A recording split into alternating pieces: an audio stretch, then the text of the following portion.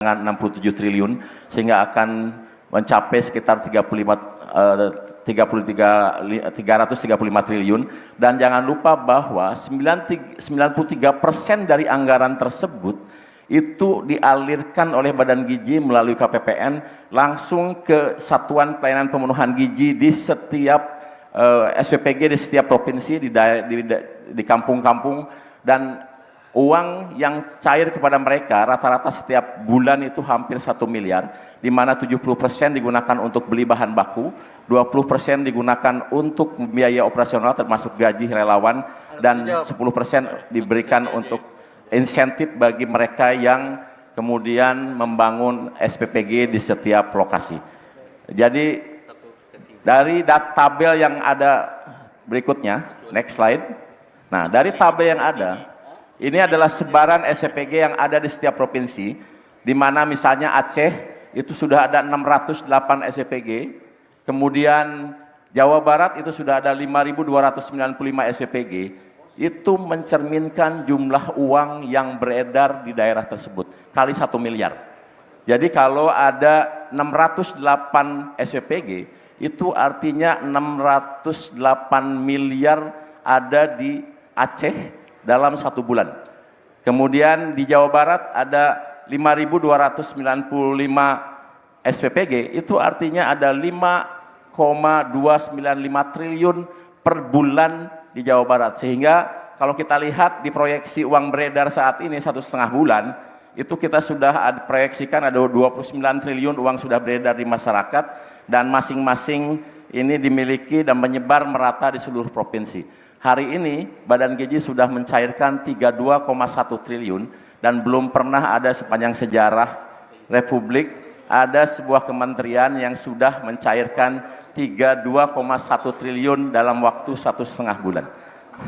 Dan itu 70% untuk beli bahan baku, 20% untuk bayar biaya operasional, dan 10% untuk memberikan insentif kepada mereka yang melakukan bantuan di dalam program makan bergizi gratis. Dan BPS tahun 2025 sudah memberikan kajian bahwa Rp1 yang dikeluarkan oleh Badan Gizi itu akan menumbuhkan ekonomi kurang lebih 7 kalinya. Ini sama seperti prediksi World Bank, di mana investasi terhadap nutrisi akan memberikan return 23 kalinya, itu pun untuk jangka panjang. Nah, ini masih jangka pendek. Kita belum menghitung bagaimana anak sehat menjadi produktif 20 tahun ke depan. Next. Dan jika diperhitungkan terkait dengan rumus PDB, maka rumus PDB itu ternyata sederhana sekali. Konsumsi ditambah investment, ditambah dengan government spending, kemudian ditambah dengan ekspor dikurangi impor. Dan 3 faktor, yaitu consumption, kemudian investment, dan government spending didorong oleh program makan bergizi gratis, di mana dengan adanya makan bergizi gratis, kebutuhan akan telur naik, kebutuhan semua bahan pangan naik, karena untuk 1 SPPG saja, dengan memberi pisang saja, sekali ngasih makan pisang, itu 3.000 pisang. Itu artinya butuh 150 sisir. Kalau dalam tandan berarti 15 tandan, kalau dalam pohon berarti 15 pohon. 1 kali ngasih makan pisang, maka harus ada 15 pohon pisang. Kalau 2 kali seminggu artinya butuh 30 pohon pisang, 1 bulan 120 pohon pisang, 1 tahun 1.440 pohon pisang.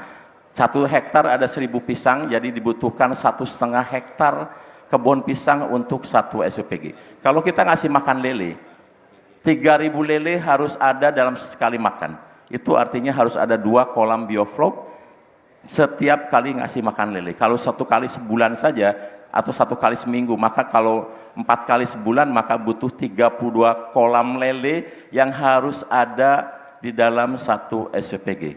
Ketika kita ngasih makan telur, maka 1 SPPG butuh 4 kandang ayam petelur, karena dibutuhkan 3.000, sementara ayam meletakkan telur itu 0,8 per hari, sehingga butuh kurang lebih 4.000 ayam. Dan kalau ayam dipelihara, maka jagungnya pun harus ada. Sehingga program ini betul-betul sekarang menumbuhkan gairah di masyarakat dan membuat petani menjadi berseri seperti yang disampaikan oleh Pak Amran tadi. Nilai tukar petani sudah naik menjadi 125 dan saya yakin dikontribusikan oleh program makan bergizi gratis.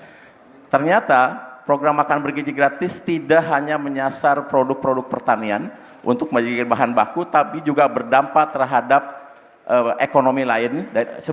Selain sebelumnya, tolong tunjukkan satu slide sebelum ini. Ternyata dari data AHM, satu slide sebelumnya, kita melihat angka penjualan motor mencapai 4,9 juta tahun 2025 dan ini terdongkrak oleh program MBG. Kenapa? Karena saya dapat laporan di SPPG itu pegawainya sekarang 60% beli motor. Jadi kalau ada 50 orang kali 60% artinya 30 orang beli motor sehingga motornya naik. Kemudian juga berdampak terhadap salah satu merek mobil yang sedang beredar di masyarakat dan itu populer, yang selama ini mungkin tidak laku karena satu SPPG butuh 2 mobil. Kalau sekarang sudah ada 23.000 SPPG, itu artinya dibutuhkan 46.000 mobil jenis itu dan sekarang termasuk mobil yang sulit dicari. Kemudian juga petani hidroponik senang karena naik omsetnya 100%, kemudian ada pengusaha tahu yang sudah hampir bangkrut, sekarang bangkit kembali.